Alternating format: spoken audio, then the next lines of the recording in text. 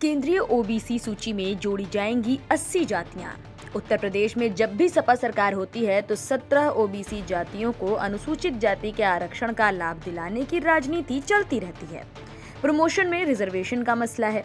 कर्नाटक में कांग्रेस का मुस्लिम आरक्षण का दांव है। जातीय जनगणना की बढ़ती मांग है। इन्हीं सारी समस्याओं या चालों के बीच ही उलझ गया है या उलझा दिया गया है मणिपुर। इसी चाल के चलते बीते 2 मई से मणिपुर में 100 से ज्यादा मौतें, 50,000 से ज्यादा विस्थापन, सैकड़ों चर्च, घर और दुकानों को आग के हवाले करने के सिलसिले लगातार चल रहे हैं। इनके इर्द गिर्द मूल रूप से यही समस्याएं हैं। इसी तरह की राजनीतिक चालें हैं। इन चालों की गिरफ्त में आए मणिपुर के कुकी और मैतेई समाज के लोगों में आपसी दुश्मनी इतनी बढ़ गई है कि लोग एक दूसरे के खून के प्यासे हो गए हैं। रंजिश और नाराजगी इस हद तक पहुंच गई है कि नेताओं तक को निशाना बनाया जा रहा है। केंद्रीय मंत्री आर.के. रंजन सिंह के घर को फूंका गया। कई भाजपा नेताओं के घरों पर हमले हुए। इन हालातों में सवाल ये उठता है कि हमारे राजनेता आरक्षण को जिस तरह हथियार के रूप में इस्तेमाल कर रहे हैं, उससे उपजी ये आपसी दुश्मनी क्या केवल मणिपुर तक ही सिमटी रहेगी? अगर ऐसा आपका मानना है तो सच्चाई इससे बिल्कुल उल्टी है। ऐसा मानना हम सभी की गलती होगी। विश्वनाथ प्रताप सिंह ने भी हथियार के तौर पर ही ओबीसी आरक्षण लागू किया था, पर वो इसको लागू करने के बाद भी सरकार नहीं बना पाए। प्रोन्नति में आरक्षण लागू करने के बाद भी अटल बिहारी वाजपेयी सरकार नहीं बना पाए। फिर भी हर राजनेता को आरक्षण में बड़ा वोट बैंक नजर आता है। यही आरक्षण मणिपुर की समस्या के मूल में है। आरक्षण से जमीन, पहचान और रोजगार के मसले जुड़ चुके हैं। मणिपुर के मैतेई एसटी नहीं है, जबकि कुकी एसटी हैं। उनको इसके नाते कई प्रिविलेज मिले हुए हैं। मैतेई चाहते हैं कि वो भी एसटी में गिने जाएं ताकि उनको भी प्रिविलेज मिल सके। इसी प्रिविलेज की लड़ाई में मणिपुर आग और खून से लथपथ है। प्राकृतिक सुंदरता से भरपूर मणिपुर में आज सुरक्षा बलों के जवान ज्यादा नजर आते हैं। राज्य पुलिस बलों के अलावा मणिपुर में लगभग 30,000 केंद्रीय सुरक्षा कर्मी तैनात हैं। इनमें केंद्रीय अर्धसैनिक बलों की लगभग 8 बटालियन, सेना के 80 कॉलम और असम राइफल्स के 67 कॉलम शामिल हैं। फिर भी खून खराबा जारी है।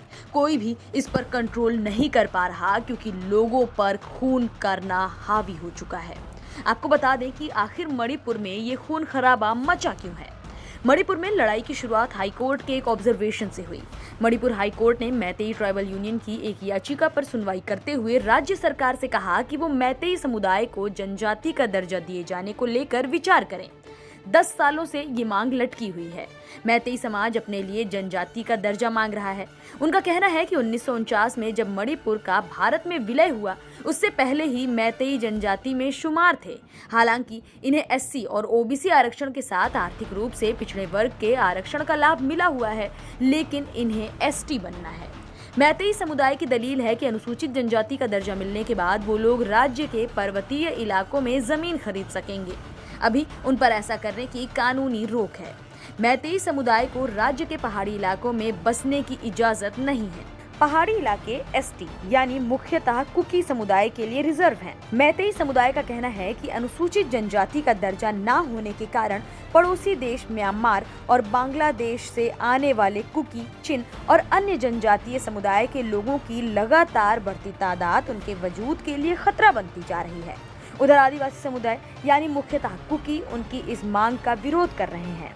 आदिवासी संगठनों का कहना है कि मैतेई समुदाय को एसटी दर्जा मिलने पर वो जमीन और संस्थानों पर कब्जा कर लेंगे और अगर मैतेई को जनजाति का दर्जा मिल जाएगा तो जनजातियों के लिए नौकरियों के अवसर भी कम हो जाएंगे। मैतेई समुदाय को जनजाति का दर्जा दिए जाने के खिलाफ जनजातीय संगठनों की एक बड़ी रैली निकाली गई, जो बहुत जल्द हिंसक हो गई। चूराचांदपुर से हिंसा शुरू हुई और अब चूराचांदपुर के साइन बोर्ड को हटाकर लमका नाम लिखा जा रहा है। मणिपुर की लड़ाई में एक धर्म का एंगल भी जोड़ा जा रहा है। ये यहाँ के घमासान को एक अलग नैरेटिव देने की राजनीतिक कोशिश ज्यादा है, ये साफ नजर आता है। मणिपुर में हिंदू और ईसाई प्रमुख प्रचलित धर्म हैं। 1961 और 2011 की भारत की जनगणना के बीच राज्य में हिंदुओं की हिस्सेदारी 62% से घटकर 41% हो गई, जबकि ईसाइयों की हिस्सेदारी 19% से बढ़कर 41% हो गई। मैतेई बोलने वाले लोगों के धार्मिक समूहों में हिंदू, सनमाहिस्ट, मैतेई ईसाई और मैतेई पंगल शामिल हैं। हिंदू धर्म का पालन करने वाला बहुसंख्यक समूह मैतेई है। हिंदू आबादी मणिपुर घाटी में केंद्रित है। राज्य के 90% क्षेत्रों में नगा और कुकी रहते हैं, जबकि 10% जमीन मैतेई के हिस्से में आती है। राज्य विधानसभा में 60 में से 40 विधायक मैतेई समुदाय के हैं, 20 नगा और कुकी से आते हैं। अब तक के 12 मुख्यमंत्रियों में से 10 मैतेई समाज से रहे हैं, बाकी 2 तांगखुल नागा समुदाय के रहे हैं। मणिपुर में एक और समस्या है जो कि बाहरी लोगों की है। यहाँ बांग्लादेश और म्यांमार से घुसे लोगों की भरमार है। मणिपुर के तमाम संगठनों का दावा है कि राज्य में बाहरी लोगों की आबादी लगातार बढ़ रही है। हालत ये है कि लोगों की आबादी लगातार बढ़ रही है। यहाँ मैतेई समुदाय की आबादी लगभग 7.5 लाख है, वहीं बाहरी लोगों की तादाद भी 7 लाख के आंकड़े को पार कर चुकी है, जिससे मैतेई समुदाय को अपना वजूद खतरे में नजर आ रहा है। दूसरा मामला ड्रग्स का भी है। मणिपुर की सरकार इसका भी नैरेटिव देती है। बताया जा रहा है कि राज्य की पहाड़ियों में कई एकड़ जमीन का उपयोग अफीम की खेती के लिए किया जा रहा है, जिसमें म्यांमार, बांग्लादेश और चीन के एलिमेंट्स शामिल हैं। आरक्षण के खिलाफ शुरू हुआ धरना प्रदर्शन इतना भयानक रूप धारण कर लेगा, ये किसी को अंदाजा तक नहीं था। हालांकि आरक्षण की आग मणिपुर में ही नहीं, बल्कि किसी न किसी रूप में देश के हर इलाके में फैलाने से नेताबाज नहीं आ रहे। जातीय राजनीतिक दलों के खिलाफ कुछ भी कर पाने में खुद को निर्वाचन आयोग सक्षम नहीं पा रहा। खुद को राष्ट्रीय दल कहने वाली भाजपा और कांग्रेस का भी काम जातीय सियासत करने वालों के बिना चलता नहीं नजर आ रहा। नेता जब तक जातिवाद जैसी बुराई को अपने स्वाभिमान या अभिमान से जोड़ने की आदत से खुद को और अपने समाज को अलग करने में कामयाब नहीं होते, तो बस मानिए कि मणिपुर की गुत्थी और उलझेगी। इसकी आंच में बहुत कुछ झुलसेगा। दुआ कीजिए कि ये आंच हमारे और आपके पड़ोस में ना फैले। यहाँ तो छुपने के लिए ना जंगल बचे हैं, ना ही पहाड़।